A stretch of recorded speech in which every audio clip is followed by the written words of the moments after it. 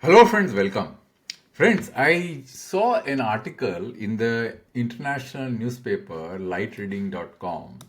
Actually, it is not a newspaper, it is a web portal which writes a lot on tech-based news, which says Vietnam has become a big deal for Qualcomm in 5G RAN. And he talks about this operator of Vietnam, which is the largest mobile operator, which is, I think, pronounced as Viettel. Viettel, largest mobile operator, and is building a 5G network based on its own technology along with critical components from Qualcomm. Now, I got really interested and I looked at this article and I saw that there is kind of a reasonable amount of deployment which is going on based on this Qualcomm RAN. Now, friends, many of you might find this news article a little bit strange because Qualcomm is not in RAN in real sense. Qualcomm is always in handheld devices. That is where the main focus is. But Qualcomm, for a long period of time, has been focusing a lot on RAN technology, which is based on a concept called Open RAN. Now, I had already done an article long back in 9 September 2003 when this debate became, quite intense in India because of certain amount of interest like Vodafone, which actually had lagged behind in the 5G deployment. They wanted to evaluate this technology. So they started evaluating it and a lot of excitement got generated. And then there was certain push by the US and the Indian counterpart collaborating with each other, forming a joint task force in the field of Open RAN. And this happened in the G20 summit. So there were a lot of excitement about Open RAN, and Qualcomm was pushing Open RAN because Open RAN opens new business opportunity for technology players like Qualcomm. So after having seen this news article, which was just published recently in Light Reading, I got a little interested and started deep diving. Now, friends, why I'm doing this video today is to kind of tell you that how the strategy of Vodafone Idea changed from looking into Open RAN when they had a press release. This was dated 23rd February 2024. They were talking about we are in commercial phase on Open RAN ahead in large scale, and they were basically trying to deploy or test an Open RAN in Vodafone, thinking that Vodafone can leverage this new technology. That was the whole idea. But now, when I saw the recent announcement of Vodafone, which was this article is in Business Standard, and this Business Standard article was done on 2nd of January. And in this, if you go down below in this article, it says 4G, 5G expansion. VIA has finalized a deal of $3.5 billion, 30,000 crores worth of contract with global vendors like Nokia, Ericsson, and Samsung to enhance its 4G network and 5G deployment infrastructure. And blah, blah, blah. It talks about all these spectrum bands and there is no mention of Open RAN. Then, if you look at this press release, which was in 19th of March 2025, VI launches 5G service in Mumbai with unmatched value. So you can go into this press release and you can have a look as to what is being talked about. So it's now very clear that VI has abandoned its earlier trial, which they were doing with Mavenir for trying Open RAN, and they had the opportunity, but I think they just withdrew from their opportunity and they went the conventional path route. Now, friends, in this video, I am going to give you a very high level picture as to what is going on. What opportunities exist in Open RAN? What is the current market trend internationally? And why VI chose to unwind their strategy in this path going towards Open RAN. Now, before I take you through answering this question, I would like to give you a brief as to what Open RAN is all about. And we are also going to talk about that whether India is late, what kind of constraints that India has in order for India to go in the path of deployment of Open RAN, and why it is necessary, why it is important for going in that direction, at least trying that direction. So we are going to talk all about that. But before I take you through this discussion, This article, which I wrote on 9th of September 2023, becomes a very important article, and I am going to show you a network diagram to explain to you technically what is Open RAN and what kind of capabilities that it delivers, right? So let's first look at the conventional legacy physical RAN, which is right on the left-hand side of your screen, right? So you look at this is the legacy physical RAN. So we have the core here in the cloud, and then what we have the backhaul, and then we have the base station. The base station has got what? One radio unit, another was baseband unit. They are all integrated within the base station, and then there is an interface which runs to the core, right? So this is the backhaul, and this is the integrated base station. Now there will be multiple such base stations. So every base station will have this BBU and the RU all centralized. So base station becomes a very critical component of the overall network, right? And you have to connect to the core using this backhaul link. So if you have one base station, you have to have one backhaul link connecting to the core, right? So this is a typical conventional physical LAN, which is called legacy RAN. Now there is a mid path between the full virtualized Open RAN and the legacy RAN, so which is called semi-open vRAN. So in case of semi-open vRAN, what we are doing, friends, is that the RU that you see, the radio unit, which is the critical interface between the handset and the base station, because it kind of provides a linkage or synergy between, or a connection path between the handset and the base station by enabling the radio interface, because there has to be a frame, wireless frame, which should be flowing from the base station with a current structure, and that frame has to be modulated and demodulated on both sides. So that is the purpose of the radio unit, right? So what they are doing in case of semi-open vRAN is that they are having the radio unit integrated in the base station, but the BBU, right? That BBU, the distribution part of the BBU can be extracted out. So there are two different links. One is the open mid-haul, which is the distribution unit connecting to the core. Another is the radio unit connecting to the distribution. So distribution unit is what? It's kind of a, the baseband unit which was integrated has been dissected into two different compartments, which kind of gives us some kind of aggregation capability in order to make the system more efficient. That's all. We don't want to get into the details, otherwise it will get a little confusing. Then the full virtualized Open RAN. Now, in case of full virtualized Open RAN, what they are doing is they're keeping the radio unit within the base station, but the distribution unit is now in the cloud. What does it mean? It basically means that the base station is going to become more simpler and easy to manage, and you are going to get a facility of aggregating all the complex computation which happen in the distribution unit at a centralized place using a cloud-based system, which can, this distribution unit can be incorporated in a conventional server rather than a very specific hardware, right, which are specific to a particular vendor. So you can use your conventional server based on different type of chip suppliers, like servers that we have where we run, common software. So similar kind of establishment can be built, which kind of leads to scalability. So here, both the links are open. The RU link is also open to the distribution LAN, and the DU connecting to the core is also open. So what does open mean? Open basically mean that the interface is known to everybody. So if you have a distribution unit from a different vendor, you don't choose the same vendor, which is the RU, for which the radio unit is supplied for. Then you don't have to worry, because this interface is open, so you don't have to get constrained or you have to get locked to that vendor who has supplied the RU. That's the whole idea.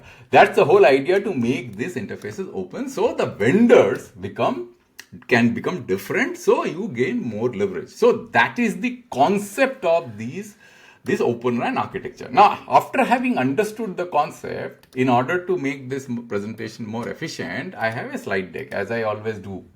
So, why is VI cautious? That is the question that we have to answer. So if you look at this first slide, and I'll just zoom in a little bit so that you can get a very clear understanding. What I'm trying to say in this chart is, why is VI cautious why is VI cautious and is right, and Open RAN real test begins now. That is the question, is that whether India can deploy Open RAN or not. That is what we are going to answer in this analysis, right? Now let's look at the next slide. Traditional RAN business model, as I already explained to you, and let me just zoom in a bit so that you can look at this clearer than what it was earlier. It's a closed architecture because all the interfaces are closed, so you are locked onto the vendor which you have placed order. So your lifestyle lock-in. Vendor can price equipment low initially and can make money in spare parts and annual maintenance contract. Proprietary software and its maintenance is to be locked with the vendor, and operators have limited bargaining power. Why bargaining power is limited? Because after you have locked into the vendor, like suppose, let's say if you buy a mosquito, you can say all out, there are different types of models that you have, or maybe a razor. The razor can come free, but the blades are going to be very, very costly. So that is the kind of analogy I want to give you, right? Now let's go to the next slide. Why Open RAN matters? Why Open RAN matters? The Open RAN matters because buyers leverage and vendors independence. So let's say if I am a buyer, I means the operator is a buyer. So operator has to make huge amount of investment. So if it gets locked into a particular vendor, his life is going to become very, very difficult because he or she has to purchase equipment continuously from the vendor, and the cost of equipment can become very, very high, especially the subsequent orders because of the linkage and dependence. Then, Open RAN actually prevents this or kind of unshackles this dependency using a modular architecture with radio interface, distribution unit, and all these cloud-based interfaces, making them open. Because they are open, so you don't have to be dependent on a particular vendor. You can have different vendor equipment on your network which can closely interwork with each other because of this open interface. So it encourages multi-vendor environment, innovation from new players, local manufacturing, and R&D participation, right? So then let's go to the next slide. Now here, but the catch is compatibility and complexity. Now you may say that, look, I can have multiple vendors, right? What is the problem? But the issue is that, let's say, if you have created a network using multiple vendors, and some vendors say that, look, my equipment is working, somebody else, the Y vendor equipment is not working, the fault lies there. So you need to have a integration with not only the legacy thing does not work. There could be some solution which Nokia and Ericsson must be thinking of deploying, but it is not a real plug and play. There has to be some kind of integration, facilitation has to happen by a SI, right? System integrator. So that is where the basic challenge with Open RAN is. Also, because of the non-compatibility of the wireless interface with traditional RAN, it becomes impossible for you to deploy Open RAN in the same spectrum, in the same geography where you have deployed traditional LAN. So it has to be a fresh spectrum altogether. You can't really deploy. So I'll show you that's why I'm mentioning this. I'll show you what the problem that we have in India. Or you have to have a greenfield isolated geography. Higher short-term integration cost, multi-vendor tuning, and it is non-trivial, which I was trying to explain, right? Then goes to VI's dilemma. Now, if you look at VI's dilemma, what is VI trying to do, and why it kind of went, why it did not went ahead with their open RAN architecture, which they initially tested, tried to understand what is going on. See, their strategy, survival pass, leverage later. Because, see, Open RAN requires lot of operators' investment, time, money, etc. Because you are nurturing the market. You are creating the market. Market isn't ready. And there are a lot of opposition from the legacy vendors. Because legacy vendors don't want their dominance to get somehow mitigated. Because Open RAN is going to make the dominant player weaker. Because they have been leveraging their proprietary interface for ensuring that the orders keep coming. So, therefore, Open RAN requires a constructive effort from all the mobile operators all over the world. Now, VI doesn't have that focus now. Their focus is survival first, leverage later. So that is the reason why, even though they are late in 5G rollout, they are not, going towards Open RAN, because they need to rapidly scale up their deployment in order to prevent the loss of subscribers. They are not in the mindset of experimentation, right? So they are completely different. That is why they have chosen traditional, vendors, which is Nokia and Ericsson, and avoiding Open RAN risk for a shorter. And this is a smart move, though leverage opportunity is lost, right? That is very clear.